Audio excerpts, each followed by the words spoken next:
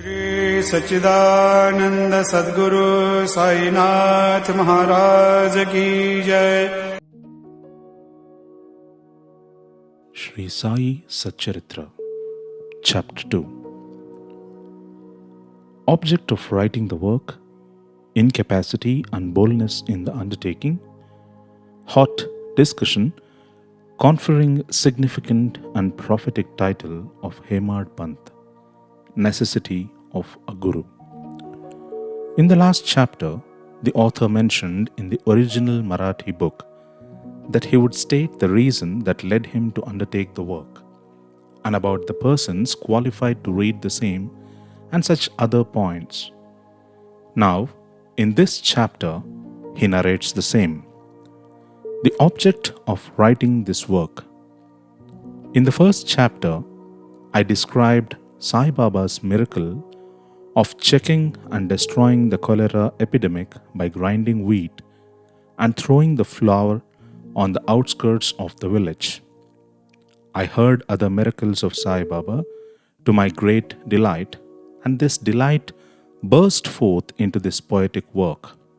I also thought that the description of these miracles of Sai Baba would be interesting and instructive to his devotees, and would remove their sins, and so I began to write the sacred life and teachings of Sai Baba.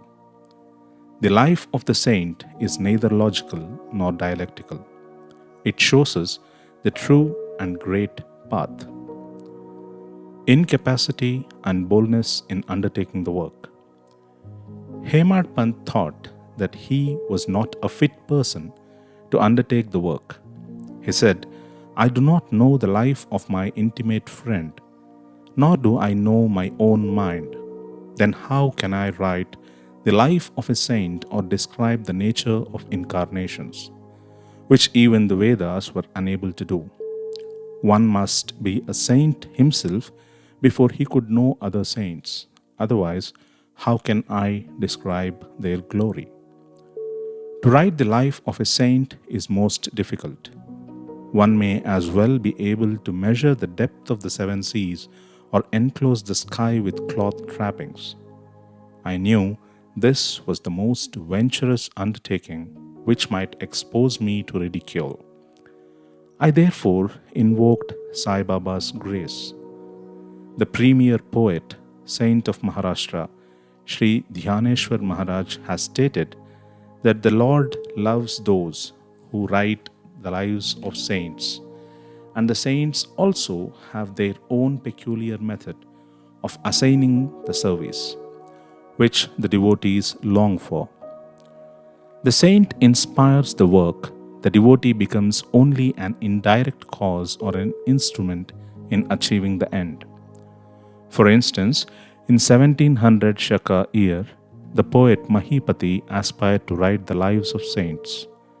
Saints inspired him and got the work done. So also in 1800 Shaka year, Das Gunu's service was accepted.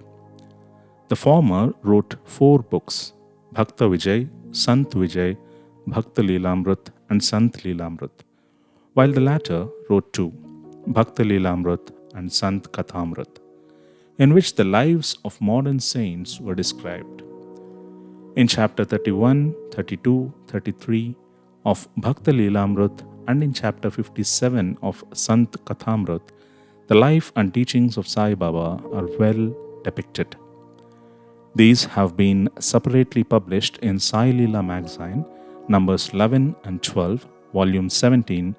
The readers are advised to read these chapters.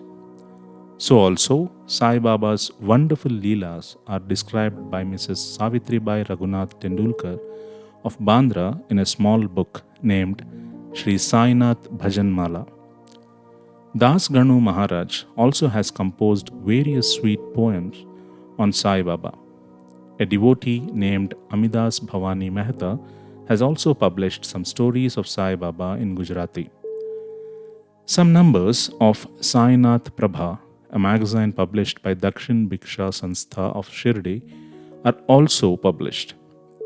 Then the question of objection comes in, that while so many works regarding Sai Baba are extant, Why should this Satcharitra be written, and where is its necessity? The answer is plain and simple. The life of Sai Baba is as wide and deep as the infinite ocean, and all can dive deep into the same and take out precious gems of knowledge and bhakti and distribute them among the aspiring people. The stories, parables, and teachings of Sai Baba are very wonderful. They will give peace and happiness to the people who are afflicted with sorrows and heavily loaded with miseries of this worldly existence, and also bestow knowledge and wisdom both in worldly and in spiritual domains.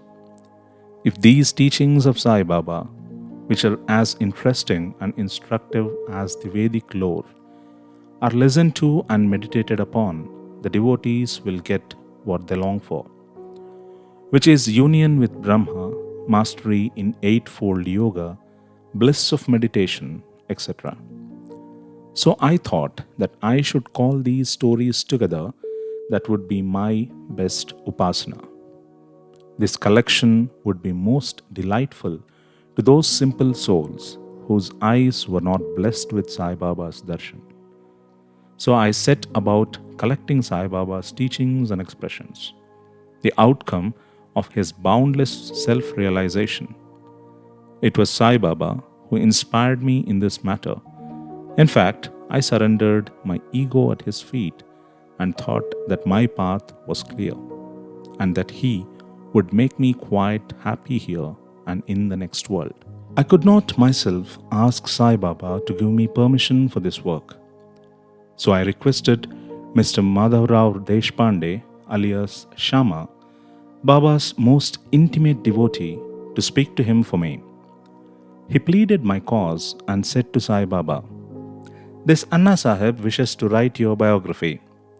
Don't say that you are a poor fakir and there is no necessity to write it. But if you agree and help him, he will write, or rather, your grace will accomplish the work. Without your consent and blessing, nothing can be done successfully." When Sai Baba heard this request, he was moved and blessed me by giving me his udi, sacred ash, placing his boon-bestowing hand on my head, said, "Let him make a collection of stories and experiences. Keep notes and memos. I will help him. He is only an outward instrument.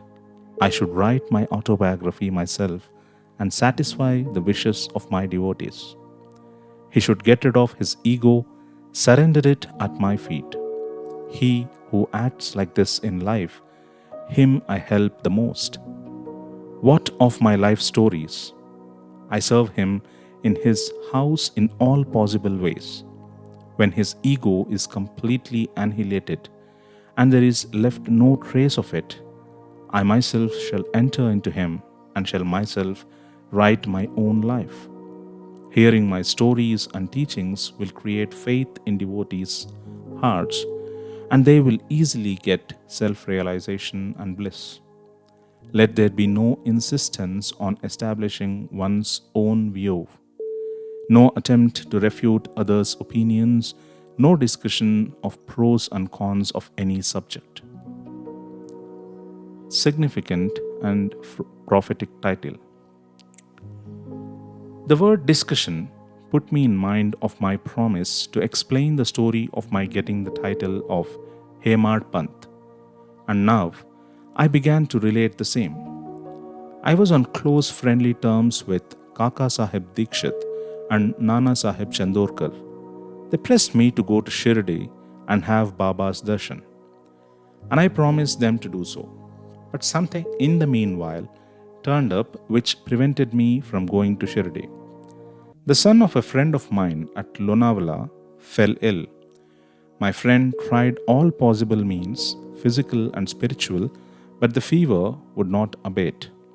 At length, he got his guru to sit by the bedside of his son, but this too was of no avail. Hearing this, I thought, what was the utility of the guru?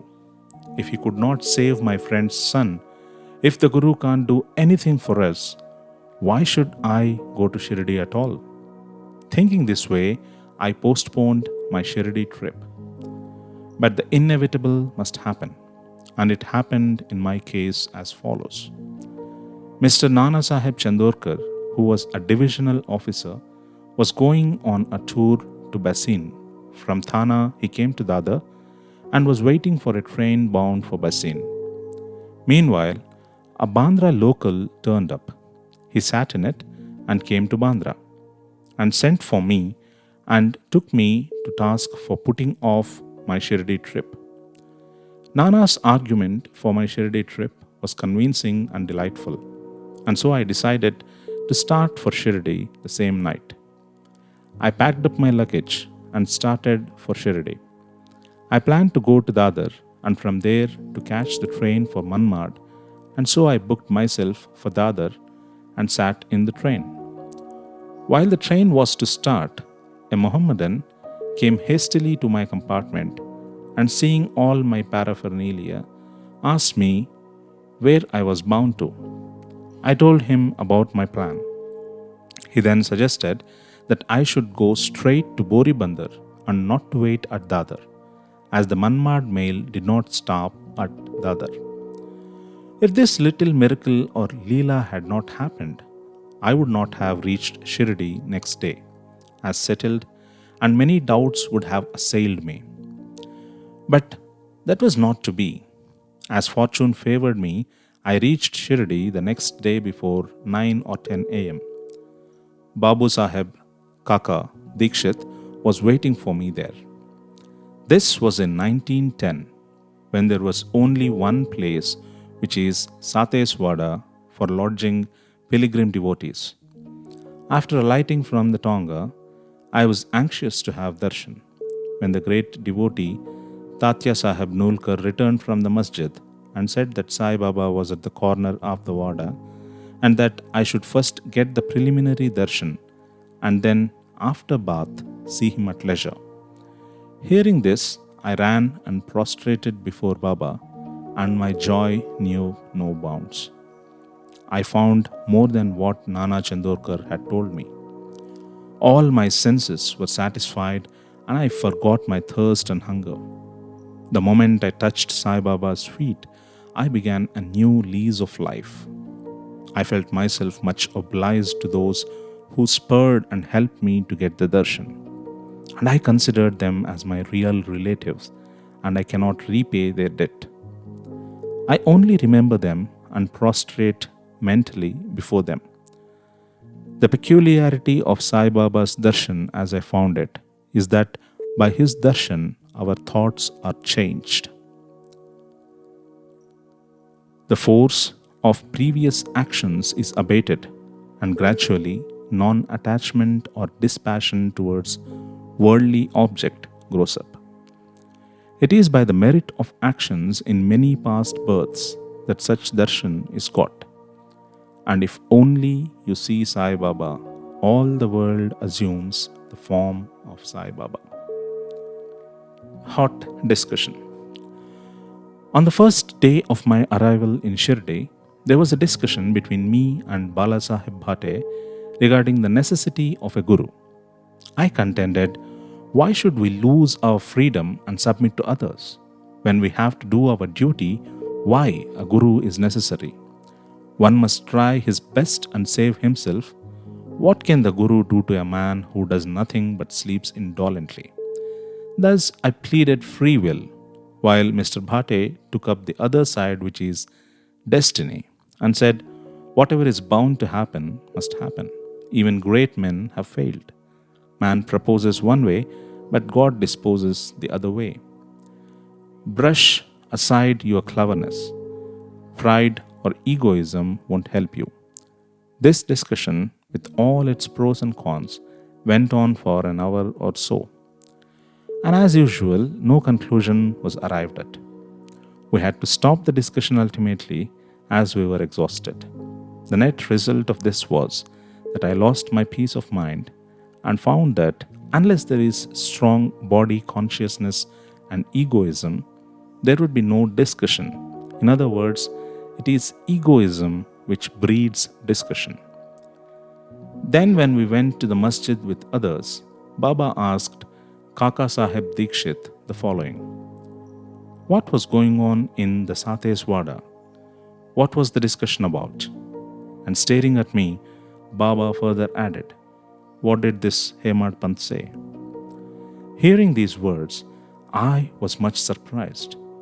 The masjid was at a considerable distance from the Satewada, where I was staying and where the discussion was going on. How could Baba know our discussion unless he be omniscient and inner ruler of us all? I began to think why Sai Baba should call me by name Hemadpant. This word is a distorted form of Hemadripant. This Hemadripant was a well-known minister of the kings Mahadev and Ramdev of Devgiri of the Yadav dynasty.